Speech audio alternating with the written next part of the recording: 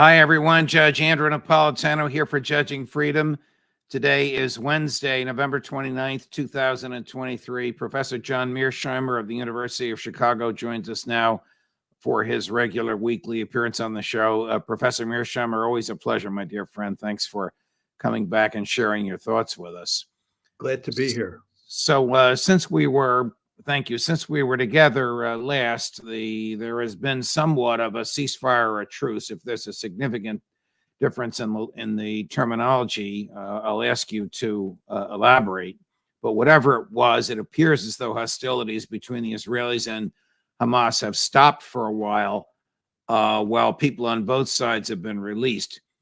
Russia Today, RT, is reporting that the Israelis who released 39 Palestinian people that they had arrested another 133 during the truce.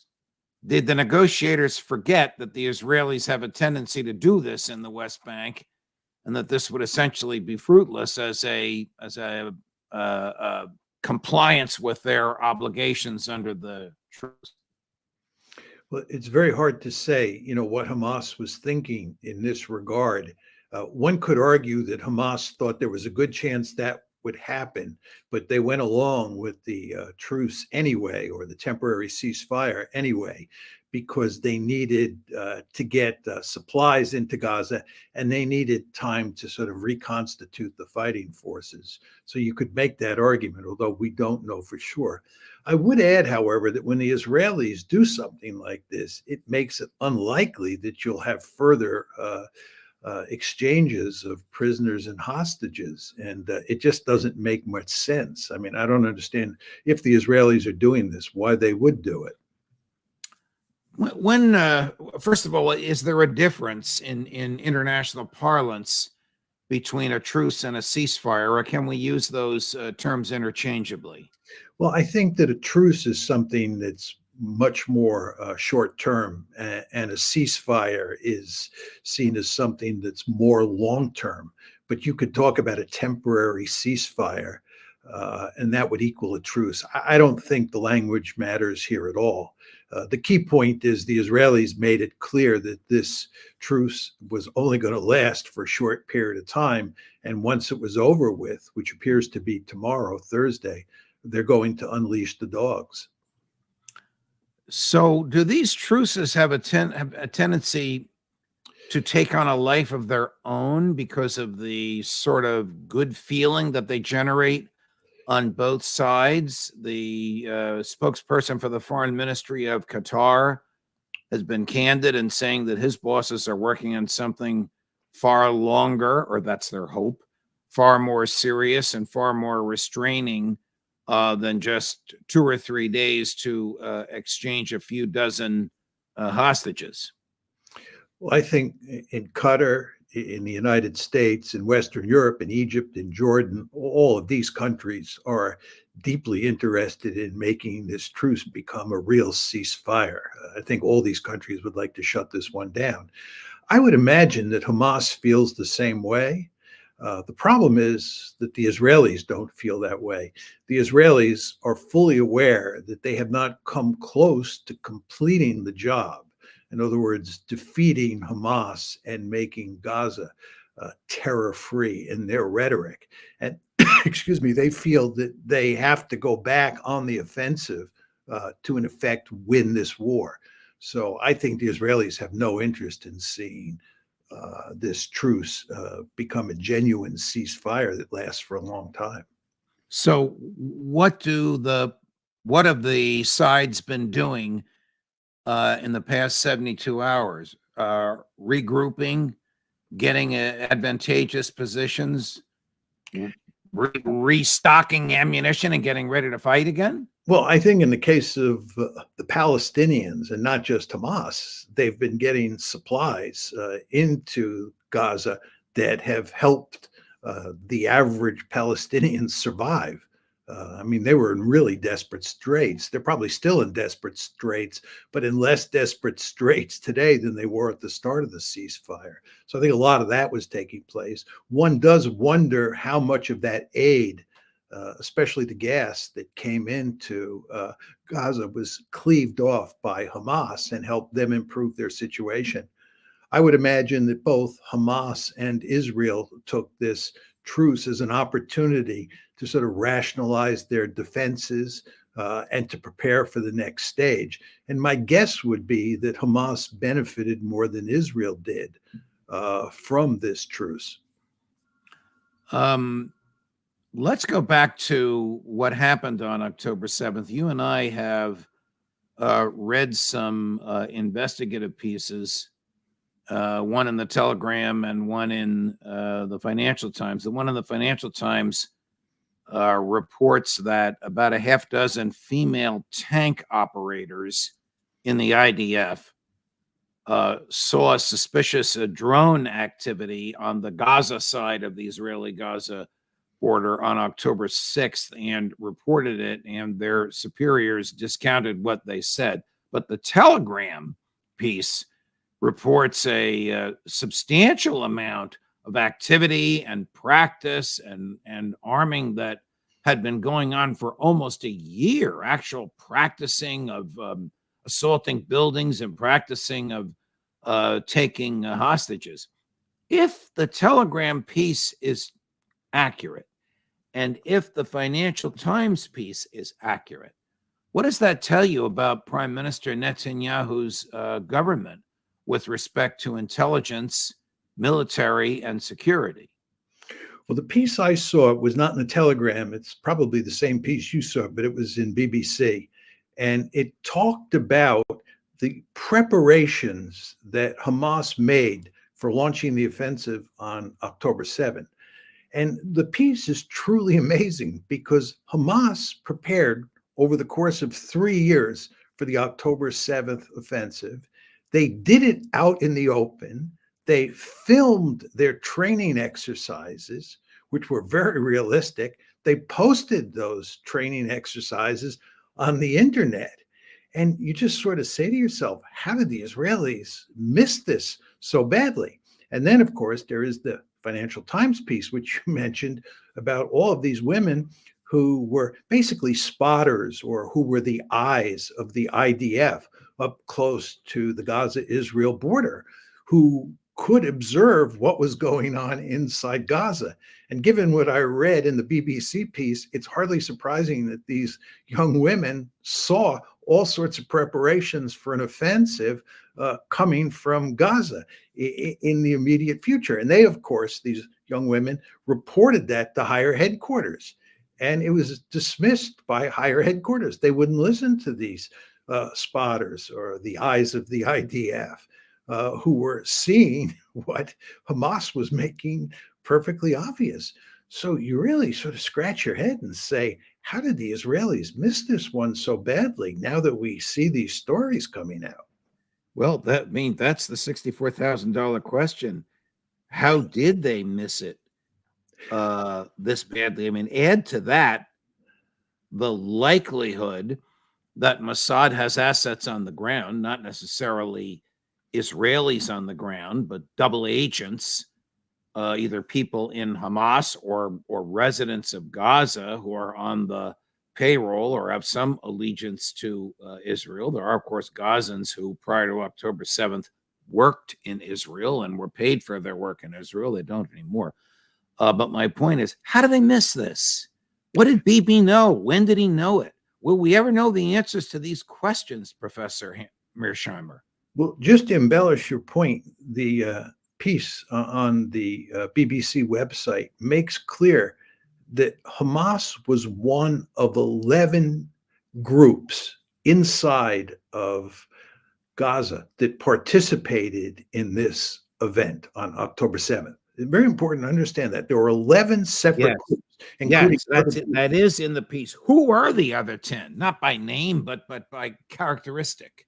Well, they were very similar to Hamas. They had just, either split off from Hamas or had been created in addition to Hamas. The most famous of the other 10 is Islamic Jihad, which is the second largest group. Hamas is clearly the biggest group. And it's clear from the article that Hamas was basically in charge of training all 11 groups for the attack on October 7th. But to get to your question, I think that when the war comes to a halt, when the shooting stops, the Israelis will set up a commission to examine what happened. And then we'll get a really detailed discussion or description of how the Israelis got caught with their pants down. After reading the BBC piece and the Financial Times piece talking about these young women and what they were seeing and reporting to higher headquarters, it really is kind of amazing that the Israelis were so completely surprised. I mean, is this just an act of misogynistic prejudice? What could these 20-year-old girls know? Or is it just an incompetent, an incredible lack of professionalism that what they saw with their own eyes was not taken seriously by their superiors? Well, it can be for those reasons or other reasons. It could be that, and I think that this is highly likely, that the Israelis just had a great deal of contempt for the Palestinians. They thought the Palestinians were surely capable of some sort of military attack into Israel and out of the Gaza Strip. But I don't think they thought that the Hamas forces and the other forces were capable of doing what they did on October 7th. I think they were really surprised. And there's evidence that Hamas itself was surprised by how successful they were. So I think the Israelis just dismissed the threat, just didn't think it was that serious. They could easily handle it. Let's say that the truce ends tomorrow. What will the IDF do? Will it get back into the business of attempting to eliminate all life as it is known in Gaza? Well, I think the Israelis are almost certainly, I mean, I hope I'm wrong here, but they're almost certainly going to start the bombing campaign again. And my sense is that the Americans have been putting enormous pressure on them behind closed doors to limit the scope of the offensive.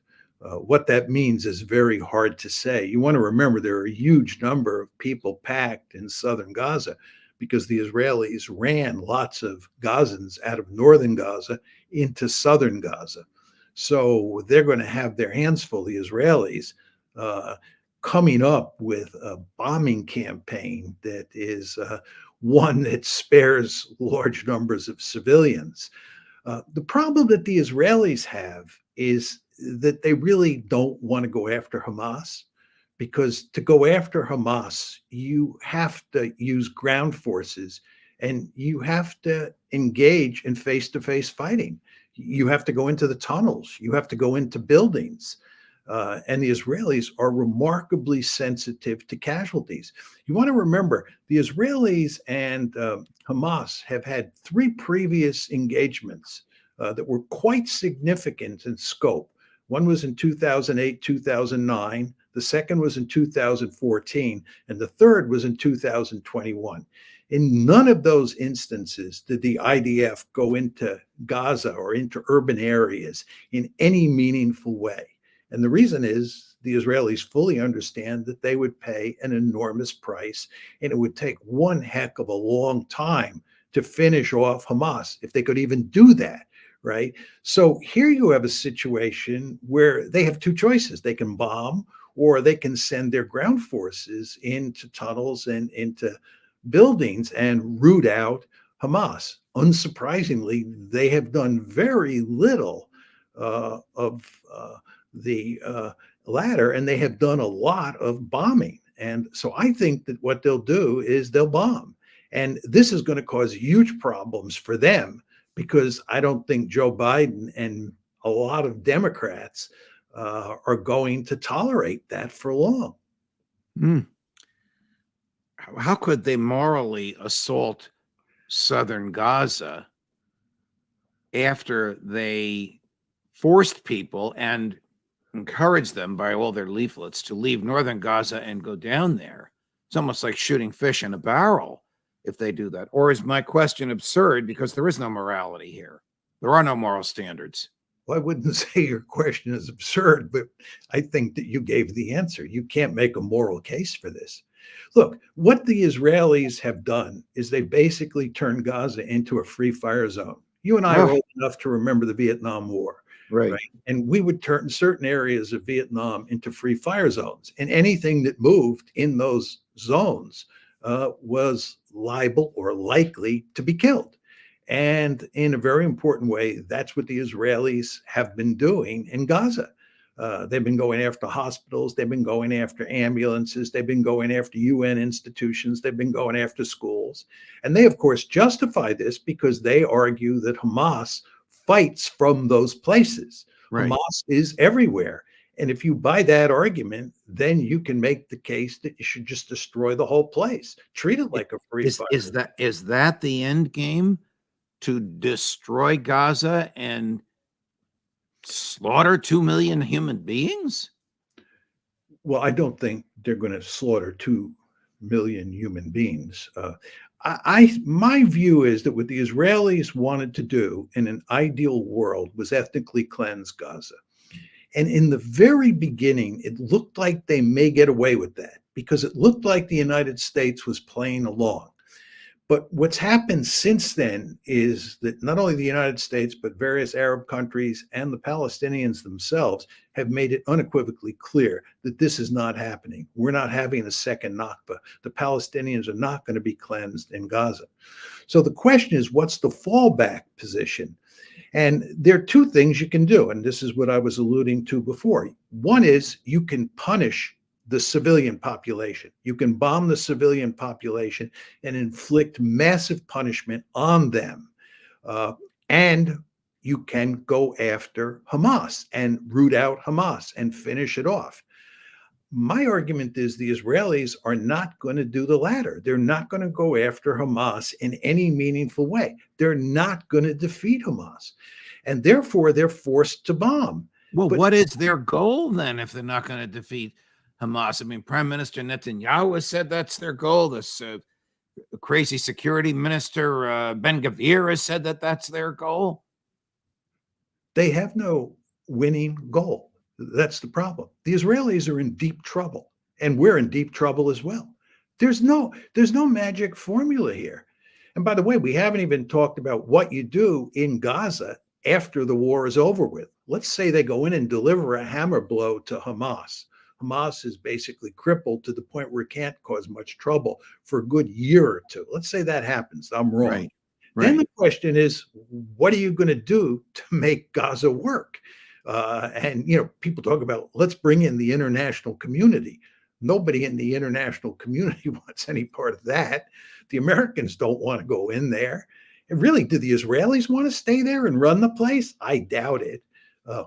We talk about bringing Mahmoud Abbas in. He, of course, is on the West Bank.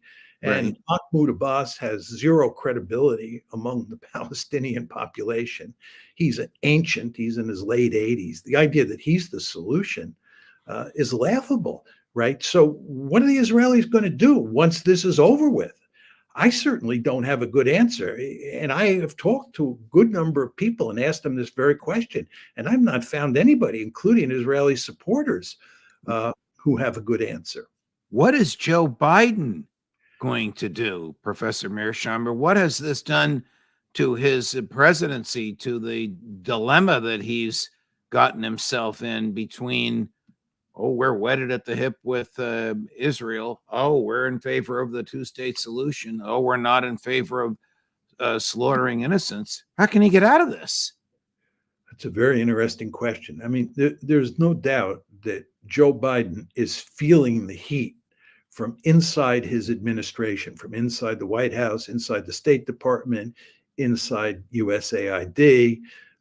People in his administration are profoundly upset about the killing of Palestinian civilians, and they're putting pressure on him to do something about it.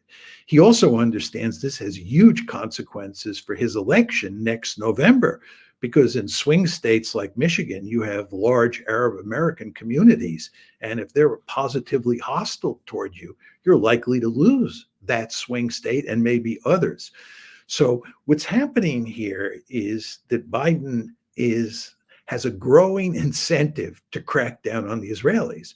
But the problem that he faces is that there will be huge resistance if he does that from the Israel lobby, which is another way of saying Israel's staunchest supporters in the United States. They, not surprisingly, want President Biden to support Israel no matter what. And if he doesn't do that, they will make him pay a price. So Biden is in a situation where whether he goes left or he goes right, he's in trouble. And I don't see a simple way out for him. How does Prime Minister Netanyahu come out of this? How could he possibly come out of this as a winner when he's going to be the subject of the most intense interrogation that the Israeli government has ever conducted? What did he know and when did he know it? Well, first of all, he's largely responsible for what happened on October 7th. You know, Harry Truman's very famous statement that the buck stops here. Well, Right. if you're Prime Minister of Israel, the buck stops at your desk. He So, has yet to acknowledge that. He has yet to take responsibility for that.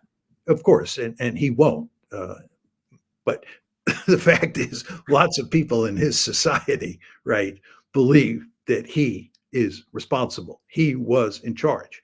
That's Right. one.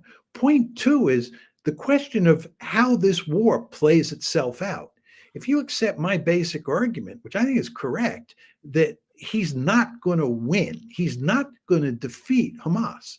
You remember, he has said, as you pointed out, that I'm going to defeat Hamas, or the IDF is going to defeat Hamas. If Right. he doesn't do that, right, then he's going to be in double trouble. And I don't. Yesterday he said, quote, I alone can defeat Hamas. Well, Professor Mearsheimer, he can't do anything alone. Can the IDF win any battle without U.S. support? Well, U.S. support, I mean, obviously he can't win it alone. In fact, he sounds like Donald Trump when he's talking like that. But it's the question here is whether the IDF can do it. And my point to you is I don't think the IDF can do it. And I don't think American support matters very much, because what we're talking about here to defeat Hamas is basically sending ground forces into the tunnels, ground forces into the heart of the cities in Gaza, and rooting out Hamas. And for the Israelis to do that, they're going to have to pay an enormous blood price. And it's very important to understand that Israel is remarkably sensitive to casualties. So I think they will be reluctant to go in and try and root Hamas out. Furthermore, as I've argued on the show before, I think if they try to root out Hamas, they're not going to succeed. And by the way, going back to our discussion of that BBC article or Telegram article, the fact is that it's not only Hamas they have to deal with. According to that article, there are other groups, including Islamic Jihad, that they have to deal with.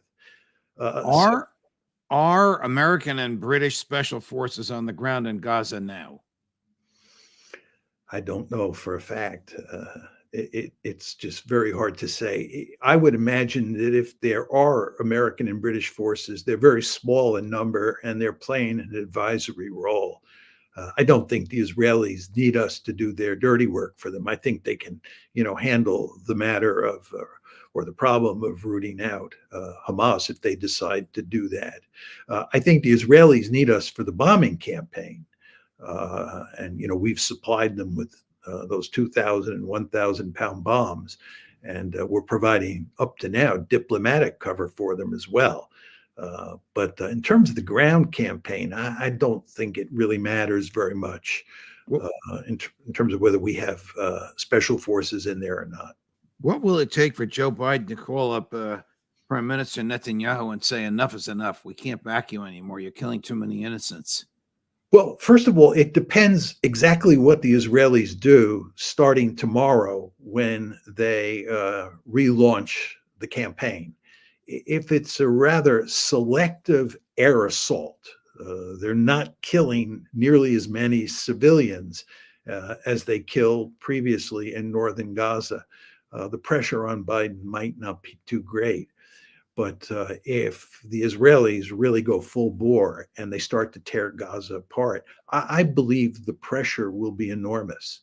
And my sense is that the recent truce or temporary ceasefire, if anything, gave a lot of the doubters an opportunity to make their views clear to the Biden administration. And my sense is that Biden now fully understands that down below in the United States, there is a growing opposition to what the Israelis are doing in Gaza. And of course, why do we have naval ships offshore in the Eastern Mediterranean, Professor Mearsheimer? well, my sense is that that's always been to send a clear signal to Hezbollah and to Iran not to escalate.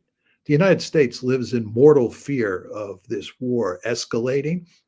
And in fact, the defense minister, Yoav Gallant in Israel, is really gung-ho about pounding Lebanon. He'd like to expand the war.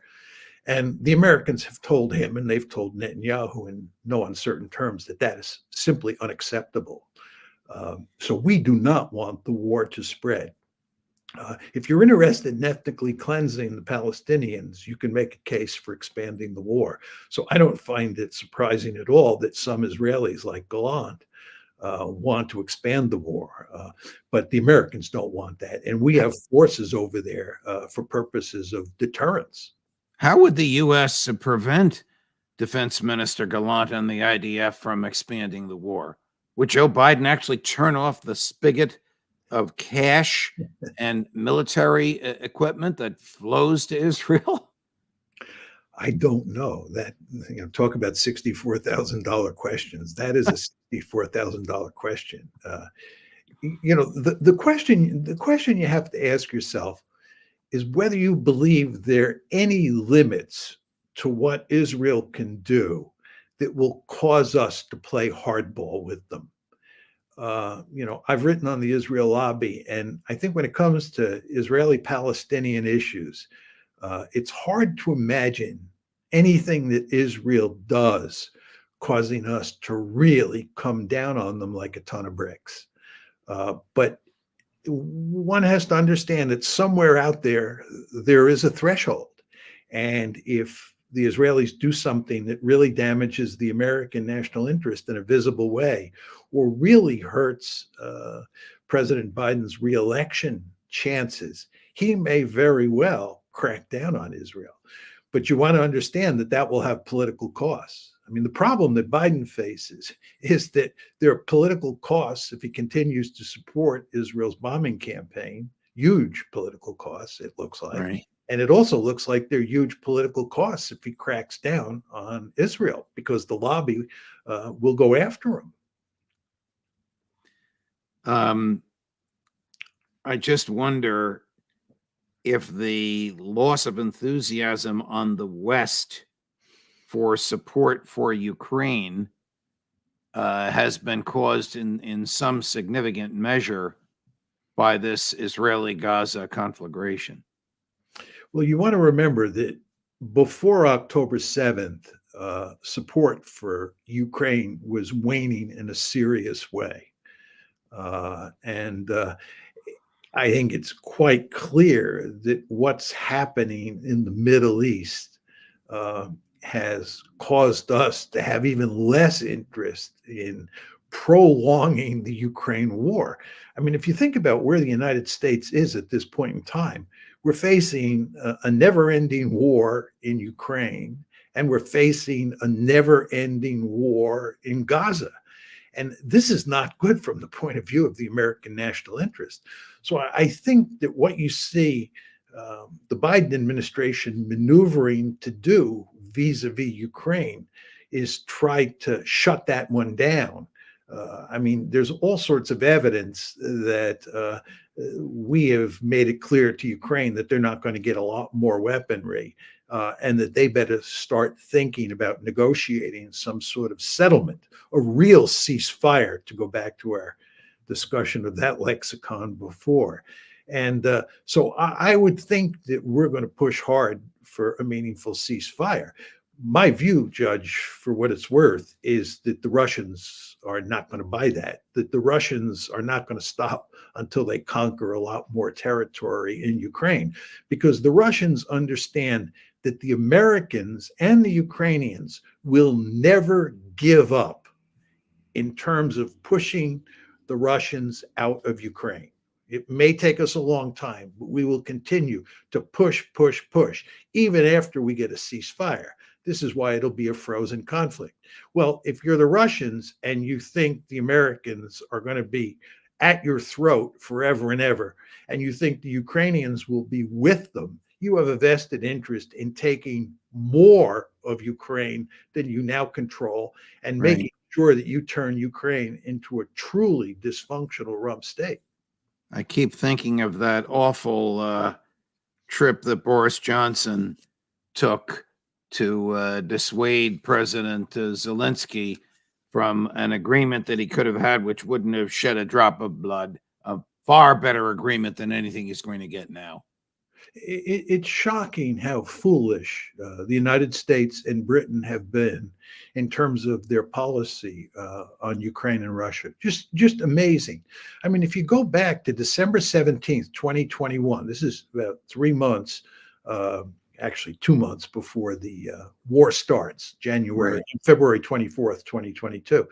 The Russians were working overtime to get some sort of diplomatic settlement. This is before the war. And we wouldn't cut him any slack. We showed remarkably little interest in trying to shut this down, despite the fact we were running around saying a war was coming, right? Then the war breaks out, and you have these peace negotiations that start involving the Israelis and involving the Turks and others, and it looks like it's going to succeed. You're going to be able to shut the war down. And Zelensky's in favor of this, and Putin's in favor of this. And what do? We, meaning the United States and we Britain. disrupt it. We disrupt it. This is like crazy. And then later that year, General Milley, this is after the Ukrainians have won 2 major tactical victories, one in Kharkiv and the other in Kherson, right? General Milley, who smartly recognizes that this is the high watermark, says, let's cut a deal. Let's see if we can end this war now. And the Biden administration sends them to the woodshed and tells them in no uncertain terms that we're not going to cut a deal now.